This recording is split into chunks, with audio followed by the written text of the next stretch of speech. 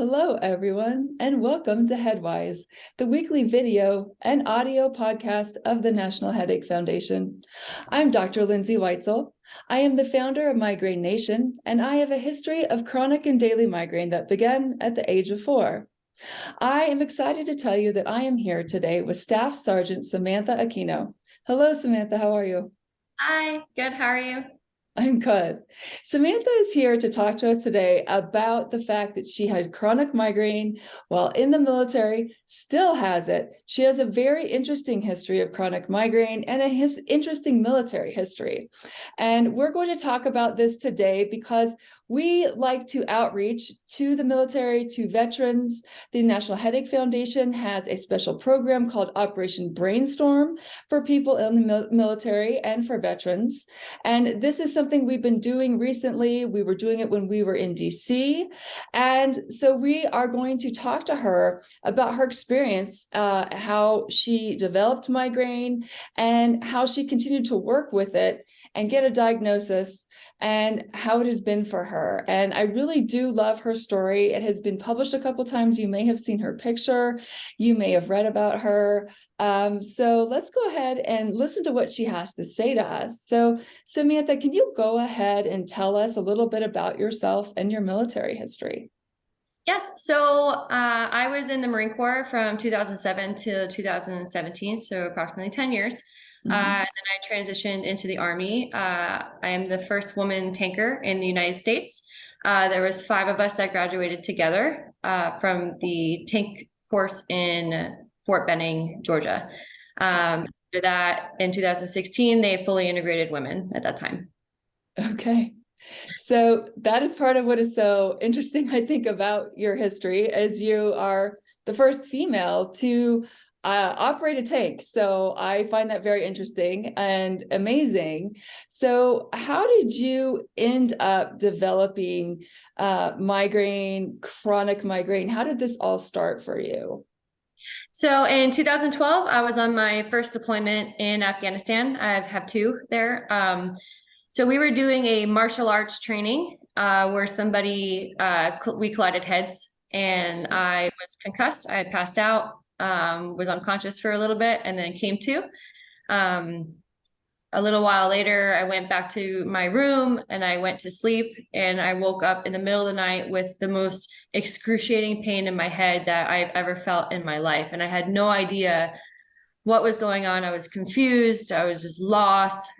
So I got up and I went to what I thought was the medical facility that's next to our rooms, and I ended up in the bathroom. And one of my first sergeants found me there, and she was like, at the time I was Sergeant Smith, so she's like, Sergeant Smith, are you okay? And I was like, who are you? And I just got really aggressive with her. And thankfully she knew me really well, so that I wasn't like a belligerent or rude person.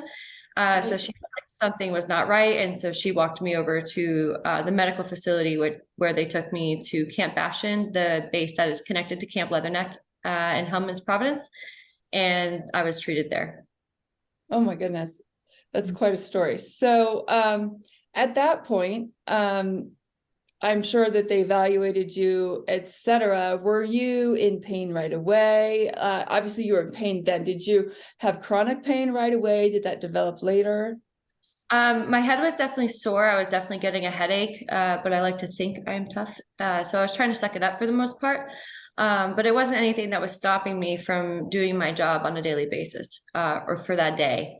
It was just when I went to sleep and in the middle of the night, I woke up and it was just the worst pain I've ever felt in my life. I could barely see and everything. Okay. Did you at some point develop chronic migraine, chronic headaches, any other chronic effects from that? Yes, so I became really sensitive to light after that. So I couldn't go anywhere without wearing sunglasses. There would be an instant headache.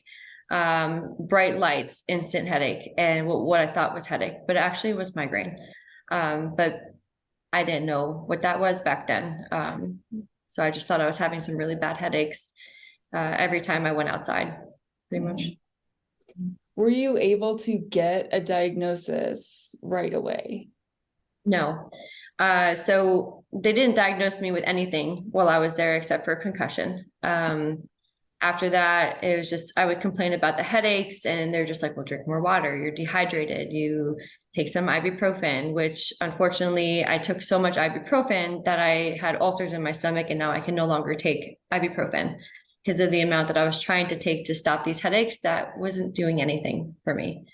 Because that's just what our medical personnel were just telling me to do, and they didn't know either.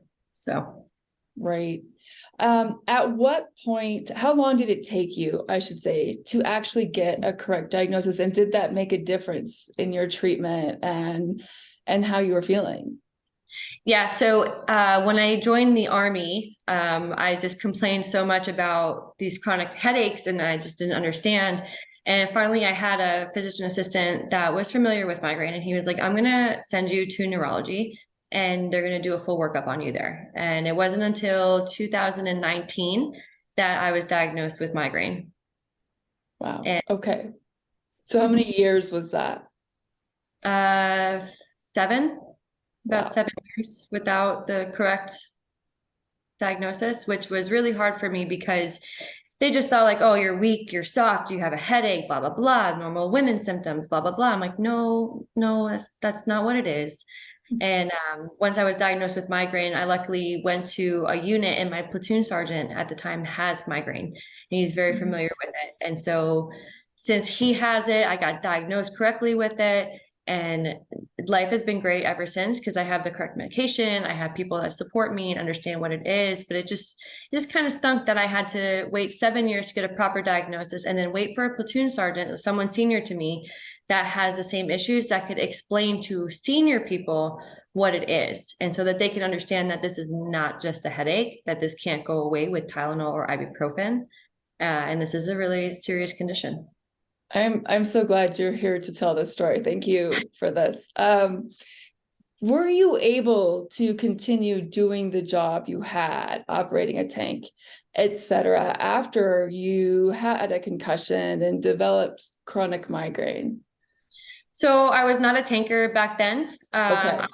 Yeah, I was just basically an administrator, but in the Marine Corps, you do whatever job is available to you. So they need me to do outside labor. That's what I did. If they need me to work in an office, that's what I did. I was just kind of filling in holes. So at that time I was working in an office, and no, I could not do my job properly because I couldn't look at a computer screen for too long because it was hurting my eyes so bad. When I became a tanker in 2014, I still could not tank. I get aura, the white cloud in front of my eyes, and I can't see. The exhaust and the smells from inside the tank, the how loud the tank is, and even if you wear your hearing protection, it is still so like I lost hearing, so I now wear hearing aids. So it's a lot, and I cannot properly function with migraine, to be quite honest. Okay. But now you do have medication that has, and other treatments, I'm sure, that have helped your quality of life, correct? Yes. Do you have advice, just out of curiosity, for other people in the military who may have similar experiences to your own? What can you tell them to maybe make that experience better for them? So I just end up getting really lucky to have a physician assistant that was familiar with the symptoms that I was having because I had no idea what I had. I have family members that have migraine, but I didn't know because to me that was my norm after 7 years. It's just is normal. So I didn't feel like I had a problem. It was just a headache that just wouldn't go away, and I just dealt with it over time. If you have that specific issues that something is not going away and you feel like it's not normal, be persistent with your PAs and your doctors, and just really be persistent and request to go to neurology because neurologists know the most about these things. ENTs know a lot about this. So definitely push to see a specialist and not just settle for the physician assistant or the doctor, the general doctor that you have. Definitely push for that referral and you'll get it. Interesting. Okay. Is there anything else you'd like to add to speaking to our audiences all sorts of people. Hopefully we have people in the military, some veterans listening. We have all sorts of people listening. Is there anything you'd like to add that I have not asked you? So the only thing I could say is that you're not alone. What you're feeling is not a normal feeling if you're coming up with these pains with aura, and it literally feels like a grenade. So right before a grenade explodes, it kind of swells, and it's just like you feel there's all that pressure going inside the grenade right before it pops, and that's literally what your head feels like. And if you're in the military, you know exactly what I'm talking about.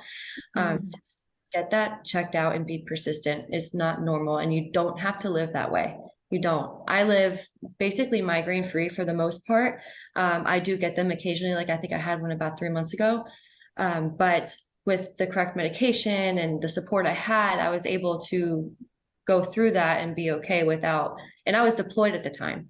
So the more people know about it and the more they understand, the better it is. Just understand that you're not alone. Right. Well, thank you so much, Samantha. That story really is amazing.